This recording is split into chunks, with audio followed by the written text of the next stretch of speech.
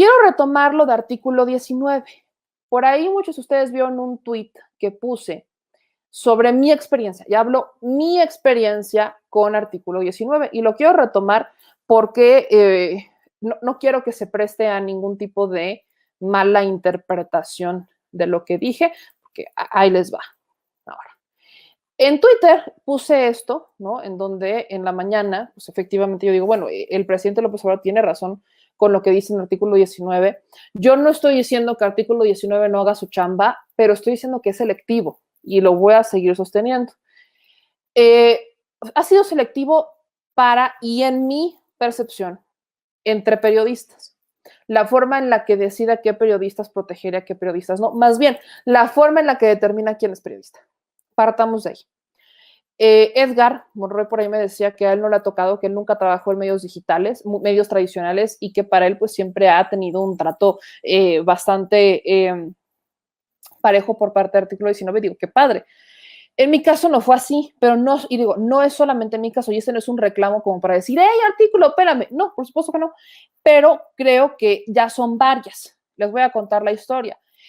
La parte que les puse en el tweet sobre Vicente Serrano ya la conocen, vieron cómo artículo 19 se tardó meses en reconocer y emitir una alerta sobre las amenazas que estaba recibiendo Vicente Serrano, que ya eran varias. Eso que dijo el presidente en la conferencia de prensa, ¿no? De que los periodistas aquí en México tienen que estar protegidos cuando están acá y cuando se van a otros países viven libres. Es una realidad. Muchos periodistas están dentro de ese, es parte del mecanismo de protección, ¿no? Los tienen resguardados, vigilados, protegidos y están fuera del país. Cuando están en México son protegidos. Cuando se van del país ya son libres. Y eso es algo que se ha observado. Efectivamente, la información que ha emitido artículo 19 es de carácter internacional. Efectivamente, es financiada no solamente por Estados Unidos, sino por otros países y también por entidades privadas.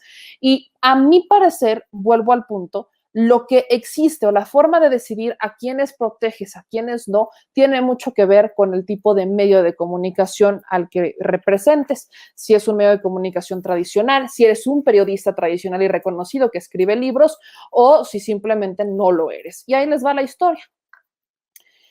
Primero que quiero aclarar que yo nunca busqué artículo 19. Yo no los busqué.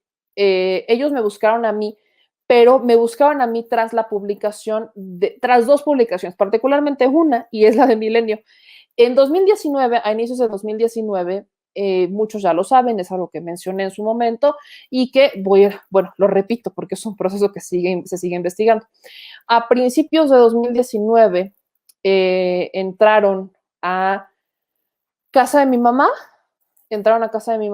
un viernes, le robaron todo, artículos personales, eso fue lo chistoso, que fueron robos muy tontos. Cuando digo robaron todo, digo, pues robaron todo lo que lo que encontraron enfrente. Se robaron una maleta mía vacía, se robaron uno de esos masajeadores ortopédicos, se robaron sí celulares, se robaron documentos aparentemente. Por ahí tengo las imágenes de cómo quedó todo. Es más, aquí por ahí anda la nota, se las voy a poner.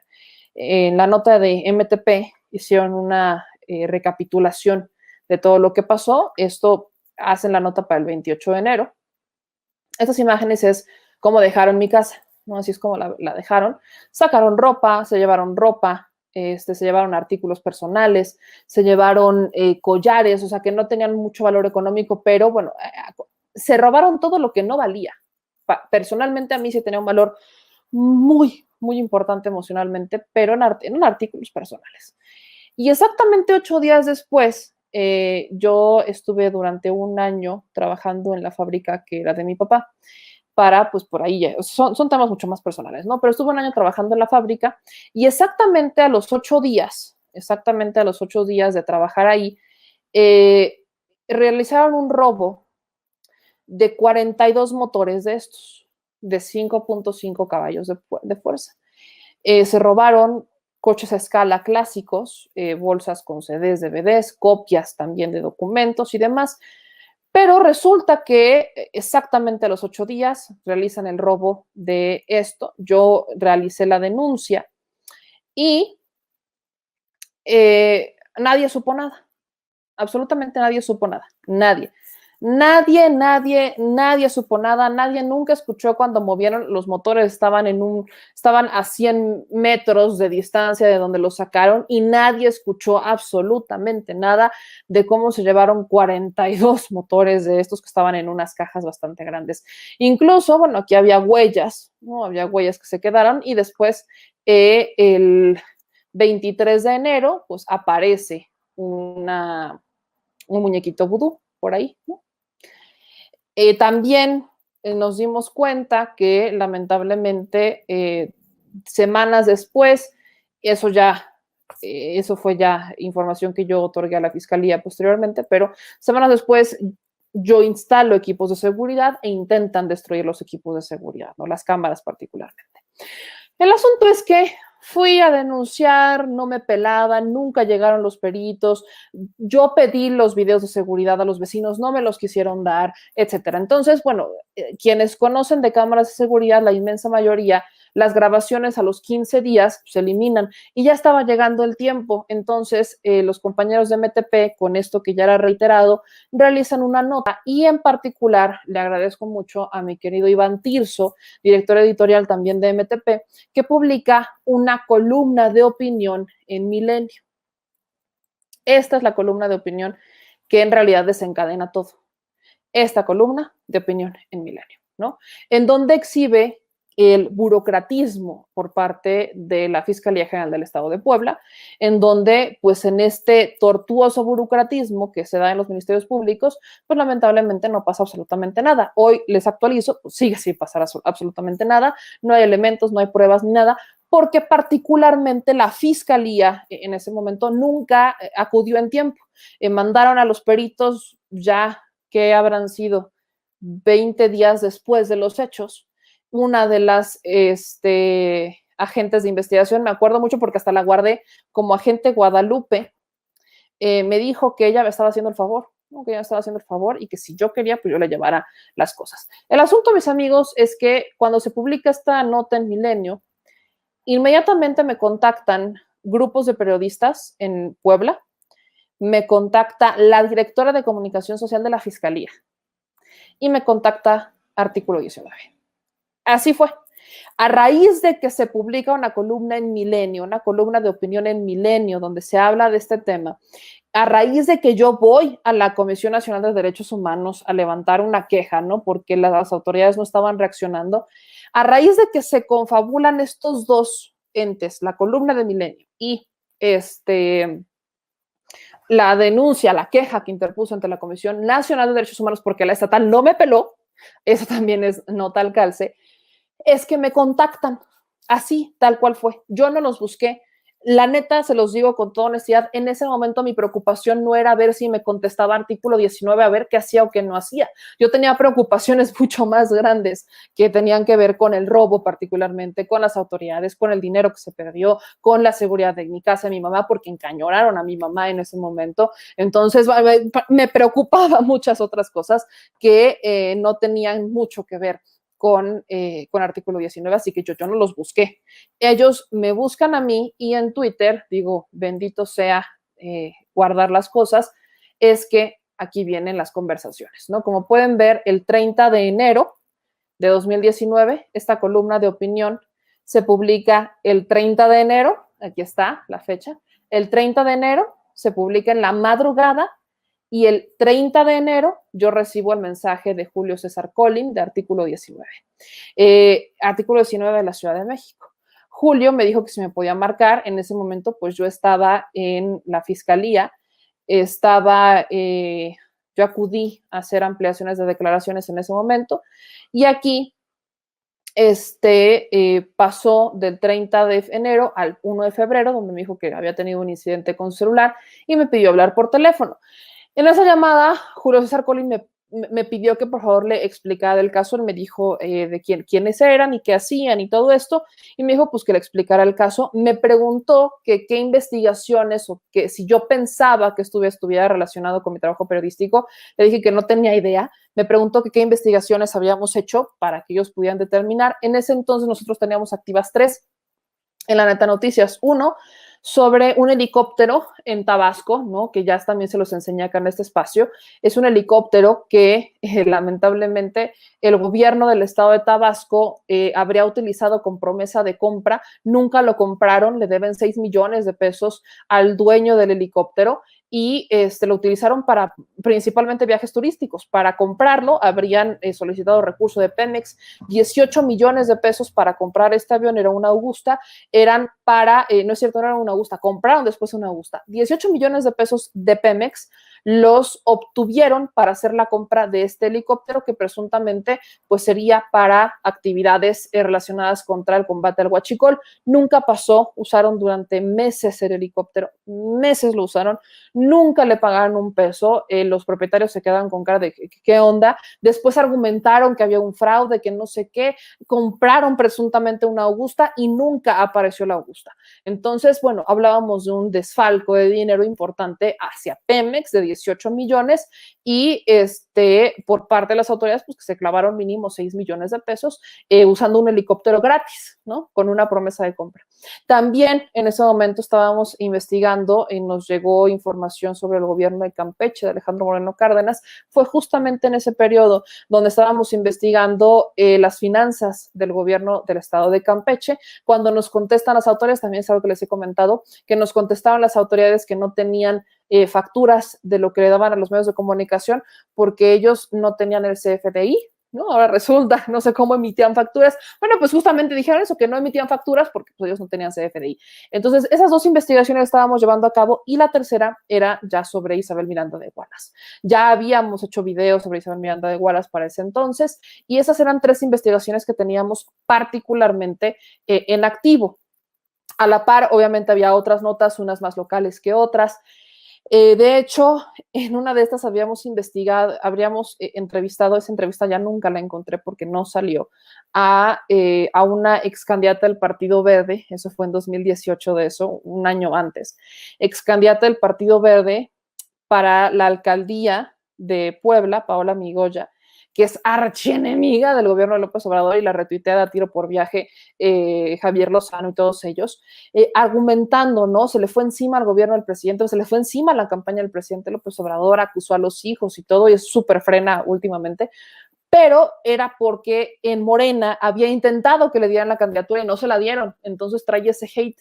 Realizamos una entrevista y en una de estas me responde, o sea, le pregunté, ¿no? Pues, que ella, qué interés, ahora sí que qué tocada, y su respuesta fue, la recuerdo ampliamente porque hasta me quedé 2 minutos y la productora en ese entonces, mi querida Malín, le mando un beso, se me quedó viendo con cara de, ¿neta respondió eso? Bueno, la señora me dijo que ella no tenía necesidad, que ella estaba muy contenta con el trabajo que hacía y que era muy rica, que su marido la mantenía y que por eso podía dar el lujo de querer ser alcaldesa, ¿no? Sin mayor tema, ella no tenía necesidad, ella tenía mucho dinero, todo el mundo en Puebla sabía que tenía mucho dinero y que pues la neta era muy feliz siendo mantenida del marido para que pudieran utilizar incluso por ahí temas de recursos personales para su campaña, etcétera. Eso es lo que manejábamos en ese momento. Eso es algo que yo se lo comenté a Julio César Colín vía telefónica y obviamente me preguntó muchos más datos, más información sobre la denuncia, cómo habían ocurrido los hechos y demás. Y entonces, en esta conversación que pueden ver acá en este mismo hilo, pues, insisto, ¿no? Le digo que estoy camino de la fiscalía, salgo de la fiscalía, hablamos por teléfono, yo de hecho hablé con Julio César Colín sentada en las escaleras de la Fiscalía General del Estado de Puebla, me acuerdo perfecto. Y esto fue, la llamada con él fue a la 1:15, no duró más de media hora la llamada, y a las 3:29, vamos a decir que 1 hora y media después, más o menos, me habla y me escribe y me dice que ellos estuvieron discutiendo el tema de la plática que él y yo tuvimos y pensaron que en este caso pueden estar en contacto conmigo para cualquier eventualidad que se presente. Al no haber un vínculo más sólido entre la actividad periodística que desarrollas y los incidentes que has tenido, no podemos intervenir de manera pública, sin embargo, nos mantenemos dándole seguimiento al caso. Eso es lo que me mencionaron. Yo en ese momento les dije, pues, se los agradezco muchísimo, en caso de que algo ocurra, que espero y no, pues se los haré saber. Esa fue la respuesta y nunca más volví a saber de ellos. Jamás. Nunca me hablaron para darle seguimiento de, oye, ¿has tenido alguna otra amenaza? Absolutamente nada. Nunca más volví a saber de ellos. Yo tampoco los volví a buscar, la neta, insisto, mis preocupaciones eran otras en ese momento que estar buscando artículo 19. Yo siempre he sido una persona que prefiere activarse y resolver a estar esperando que alguien me resuelva las cosas. Entonces, eso es lo que pasó. Pero de acá, ¿qué es lo que rescato? Uno, de no haber sido por la columna que se publicó en Milenio, nunca me habrían buscado. Porque estas denuncias, ¿no? Lo que yo fui a denunciar a la fiscalía es algo que ya había hecho público en redes sociales, es algo que habría hecho público incluso con Fernanda Tapia, porque Fernanda Tapia le mando un beso estando en Acústica, Televisión y Radio. Ella me entrevistó para que yo contara sobre esta situación. Es algo que yo ya había mencionado, ya había evidenciado, ya había subido videos, lo había publicado en redes sociales y hasta que sale la columna de medios tradicionales, hasta que fue difundido por un medio tradicional como lo es Milenio, es que entonces me voltearon a ver. Y no solamente artículo 19, también la fiscalía. Lo voy a decir con toda claridad. Voy a ver si por acá tengo el de comunicación de la fiscalía, por a ver si de puritita casualidad tengo el contacto todavía de la directora de comunicación social de la Fiscalía de Puebla, porque exactamente ocurrió todo en la misma dinámica. Me hablaron de comunicación social de la Fiscalía, me hablaron de artículo 19 y me habló también otra organización. Si lo encuentro, se los paso, a ver si también rescaté ese chat. Me estuvieron hablando de ellos, pero fue hasta que se publica en Milenio. Entonces, ahí va mi punto. Hasta que un medio tradicional retoma el tema o hace evidente al periodista, es que entonces artículo 19 reacciona. No estoy diciendo que no hagan su chamba, lo que estoy diciendo es que la hacen de forma selectiva. En mi caso así fue. Por ahí me decía Edgar Monroy, repito eso, que a él nunca ha trabajado en medios tradicionales y que para él ha sido distinto. Cuando hablo también de medios tradicionales, también hablo de aquellos periodistas que se dedican a escribir libros, porque también es una forma tradicional de entregar información. Porque ellos obviamente tienen una carrera mucho más larga de investigación y a eso también va. A los pequeños periodistas a veces los rezagan, los echan a un lado. A aquellos que no consideran periodistas por el trabajo que realizan, pues también los hacen a un lado. Y eso es a lo que yo me refiero con artículo 19. No es que no haga su chamba y tampoco es algo que yo les reclame como de volteenme a ver, sino esto yo lo hubiera evidenciado desde hace mucho tiempo. Esto ocurrió en 2019, en enero de 2019, pues ya estamos en 2021 y hasta este momento lo estoy mencionando. El punto es ese, que en mi iniciativa, en mi perspectiva, en lo que a mí me tocó ver de primera mano, solamente hasta que un medio tradicional reacciona o hasta que un medio tradicional lo menciona, es que entonces voltean a ver. Existe un modo selectivo a la hora de decir a qué periodistas sí vamos a proteger y a quienes no. Por ahí me decían que ellos hacen entrevistas y que hacen un consenso. Bueno, en mi caso resolvieron en hora y media, que no tenían elementos para determinar que esto tenía que ver con mi trabajo periodístico y pues asunto resuelto. En hora y media, así de sencillo fue. Entonces, en hora y media, ¿qué haces? Pues buscas el antecedente de la persona, como que él se ve en dónde trabaja, en dónde no trabaja, etcétera. Es lo que haces en hora y media. Entonces, es justamente el tema. Por eso lo repito. Es una situación lamentable. No voy a decir que no sean, que por ejemplo, artículo 19 no haya protegido a una periodista como San Juana, porque también en su momento la protegieron, pero San Juana también en dónde ha trabajado, ¿no? La carrera de San Juana, cuáles han sido sus vértices, en qué medios ha estado. El hecho de que uno habla de medios tradicionales no habla de que sean de izquierda o de derecha. Medios tradicionales también es la jornada. Entonces, a eso vamos. Particularmente ese es el punto. Entonces, pues nada más es observar lo que está pasando. Nada más. Simple y sencillamente es observar lo que está ocurriendo y que, pues sí, tendríamos que cuestionar a aquellos que cuestionan al presidente. Y es que en este sentido, pues artículo 19 ya respondió ¿no? Hace una hora, hora y cachito, emite un comunicado, ¿no? Esta postura hacia el presidente López Obrador, que se las comparto acá, sobre sus comentarios en la mañanera. Y miren, artículo 19 dice, ¿no? Retoma lo de la conferencia, y dice que los calificativos del presidente son simplistas y reflejan la intolerancia al trabajo de aquellos que buscan llamar al poder a cuentas. Como consejeros de la Oficina de México y Centroamérica de Artículo 19, sabemos que la organización fundada en nuestro país en 2008 ha sido artífice en la promoción de la libertad de prensa y el derecho a la información. Somos un grupo de personas dedicadas al periodismo, las leyes y el activismo por los derechos humanos y que coincidimos plenamente en la necesidad de una ciudadanía libre de expresarse sin intimidación o violencia y de llamar a cuentas a los gobernantes. Son dos banderas que también formaron parte de la agenda que López Obrador enarboló en sus campañas presidenciales. Como consejeros, conocemos las fuentes de financiamiento de la organización, que por demás son públicas. El presidente puede verificar que ahí no hay empresas extranjeras, pero sí hay financiamiento por parte de empresas privadas a través de sus fondos, o sea, empresas privadas. Sino fundaciones y gobiernos que apoyan proyectos de la sociedad civil. Ese es un juego de palabras interesante. Las fundaciones es la forma en la que las empresas privadas, muchas de ellas, se han hecho de, pues, deducir impuestos. Como tienen mucha lana, se abren una fundación y entonces empiezan a hacer donativos y deducen impuestos para no pagarlos al fisco. Sí, hay un financiamiento por parte de iniciativa privada desde el esquema de sus fundaciones. Ojo con eso. También hay gobiernos en todo el mundo, efectivamente.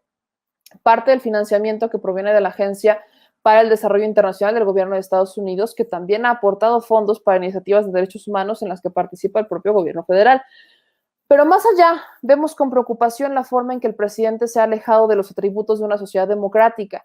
Durante más de una década, a lo largo de los gobiernos de signo partidista distinto, Artículo 19 ha dado batalla por defender a periodistas del acoso del poder y procurar el acceso a la ciudadanía a información pública y a tecnologías de comunicación libres de la censura. Los informes anuales de Artículo 19 son un compendio de cómo la libertad de prensa, el acceso a la información y los derechos digitales se han deteriorado en México a lo largo de los últimos años. Esos han sido presentados durante los gobiernos de Felipe Calderón, Peña Nieto y Andrés Manuel López Obrador, y son considerados una de las principales fuentes de información sobre estos temas en el país. Artículo 19 ha sido protagonista en algunos de los casos más emblemáticos de la libertad de expresión en los últimos años. Encabezó la defensa legal de Lidia Cacho en la denuncia por la tortura que sufrió en su labor informativa, logrando una disculpa pública por parte del Estado mexicano. Formó parte del grupo de organizaciones que reveló el uso del software Pegasus para espiar a periodistas y activistas durante el gobierno de Enrique Peña Nieto. Promovió un amparo en el que la Suprema Corte obligó al Congreso de la Unión a legislar sobre publicidad oficial. También encabezó la defensa legal de San Juana Martínez, hoy directora de Notimex, cuando su trabajo periodístico le provocó una demanda por daño moral. El equipo legal encabezado por el hoy director de la oficina, Leopoldo Maldonado, logró que la demanda fuera retirada. En el año pasado, el artículo 19 colaboró con Aristegui Noticias y Signalab del ITESO en la revelación de una red de ataques cibernéticos contra críticos del gobierno orquestado desde la dirección de Notimex. Dejamos claro que esta acción es en total consonancia con uno de los objetivos de la organización, llamar a cuentas el abuso de poder para afectar la libre de expresión. Lo ocurrido en la conferencia ese 31 de marzo es una muestra más de una creciente intolerancia a la crítica y a la información incómoda para el gobierno federal. No es nuevo en el trabajo de Artículo 19, una organización fundada en Londres en 1987. Y quienes pues lo firman: Santiago Corcuera, Laritza Di Vicent, Javier Garza Ramos, Adrián López, Adela Navarro Bello, Michael Reed Hurtado y Gabriela Workete. Aquí están las firmas de quienes publican. Ellos forman parte de este Consejo Consultivo de Artículo 19. Ya, por supuesto, se sumaron, ¿no? Aquí tenemos al impoluto de los montajes, de la libertad de expresión, Loret de Mola, ¿no? Extendiendo toda su solidaridad, Artículo 19, por los ataques y calumnias del presidente. Y Como bien se los decía, pues hay 164 organizaciones defensoras de derechos humanos, colectivos y medios de comunicación, así como más de 400 activistas y periodistas que están mostrando su respaldo a artículo 19 sobre los ataques infundados del presidente López Obrador. Yo insisto, yo no los llamaría ataques infundados. Hay ataques que tienen una razón de ser. Esto no quiere decir que artículo 19 haya mentido en sus informaciones. Yo incluso diría que se quedan cortos, ¿no? Artículo 19, al excluir selectivamente a algunos a los que no considera periodistas, pues se ha quedado muy corto. Protege a unos, pero a otros no. Protege a quienes ellos consideran el círculo rojo del periodismo y los demás, ¿qué? Los que ejercen el oficio del periodismo no son periodistas o son más periodistas unos que otros. Hablo incluso de escritores, productores, etcétera, guionistas. Vaya, todos ellos podrían caber en la materia. Entonces, vaya, está padrísimo que quieran llamar al poder a que rinda cuentas. Yo los felicito ampliamente por eso. Pero, ¿y por qué no rendir cuentas ustedes? No tienen la verdad absoluta. Yo sí rescato eso. No son poseedores de una verdad absoluta porque la verdad se construye. Y la verdad es algo que se construye y también depende del espejo con el que la mires. Por eso decimos que la verdad es completamente relativa. Yo lo repito, en mi caso, determinaron muy rápido, ya les expliqué los elementos, pero de no haber sido por medio tradicional, ni me pelan, ni se inmutan, ni mucho menos. Al menos tuvieron la decencia de escribir, pero fue porque hubo un medio tradicional de por medio y es justamente así como hasta me hacen caso en la fiscalía en el 2019. Hoy lo veo con cierta ironía porque hace apenas unas semanas me hablan de la fiscalía para retomar la investigación y fue muy chistoso porque me dijeron, ¿no tiene más elementos de prueba que nos dé? Y yo, ya ni vivo ahí. ¿Qué quieren que les dé? O sea, ¿cómo? Y es que hasta apenas al fiscal en Puebla se le ocurrió separar las oficinas y ahora hay una oficina especializada para ese tipo de delitos. Entonces, eso es justamente lo que queríamos evidenciar. No es que no haga su trabajo, no es que no hayan defendido a periodistas, no, por supuesto que no es por eso. El problema es que lo hacen de forma selectiva. Igual Signalab. Si Signalab investigara a los bots de derecha, uno diría, jalo, va, duda razonable. Pero yo no he visto una sola investigación por parte de Signalab, del ITESO, sobre el posicionamiento de hashtags en favor de cabeza de vaca, por ejemplo, en favor de las fake news. Por ahí veía a un Nacho, ¿no? Nacho que parece que propaga mucho. ¿Qué opinan de que no hay vacunas? Nacho, ¿por qué no le vas y le preguntas a las farmacéuticas y a los laboratorios? Creo que ellos te podrían responder ampliamente tu duda. Pero ¿por qué justamente no vemos que que exista una campaña o una investigación por parte del ITESO en contra también, o más, no voy a llamarlo en contra, pero también sobre cómo es que están moviéndose estas cuentas? Yo se los he explicado muchas veces. ¿Por qué? Porque me ha tocado ver cómo es que varias personas, son grupos de jóvenes que están en manos de o que militan en estas fuerzas del Partido Acción Nacional o de, vaya, cualquier partido tiene, y que tienen celulares con varios chips o varios celulares, dependiendo de la capacidad económica de cada quien, y tienen varias cuentas que van nutriendo de meses atrás, y las van nutriendo para que aparentemente sean como pues, parezcan reales, y a la hora de posicionar hashtags, pues es cuando empiezan a darle RT y en grupos de WhatsApp se pasan la instrucción, justo lo que se supone que el ITESO evidenció presuntamente de las cuentas de Notimex. Yo no estoy diciendo que San Juana sea limpia y impoluta, algo por ahí, o sea, nadie es perfecto, pues. En el caso de San Juana, también hace unos momentos me mandaba aquí el productor que por falta de elementos, la Secretaría de Función Pública archiva denuncia contra San Juana Martínez. Eso también pasó. La Secretaría de la Función Pública notificó que archivó por parte de Elementos una denuncia interpuesta contra la directora de Notimex, San Juana Martínez, a quien señalaba por presuntas faltas administrativas. De acuerdo con un oficio que fue fechado el 16 de marzo, el órgano interno de control de la Secretaría de Función Pública, con sede en Notimex, notificó a San Juana Martínez que el área de quejas, denuncias e investigaciones recibió una denuncia en su contra con motivo de presuntas faltas administrativas, aunque no identifica quién interpuso la acusación. En el caso de Notimex se está yendo mucho en contra del sindicato y creo que también es válido poner sobre la mesa que ahora me van a decir que todos los sindicatos son honestos.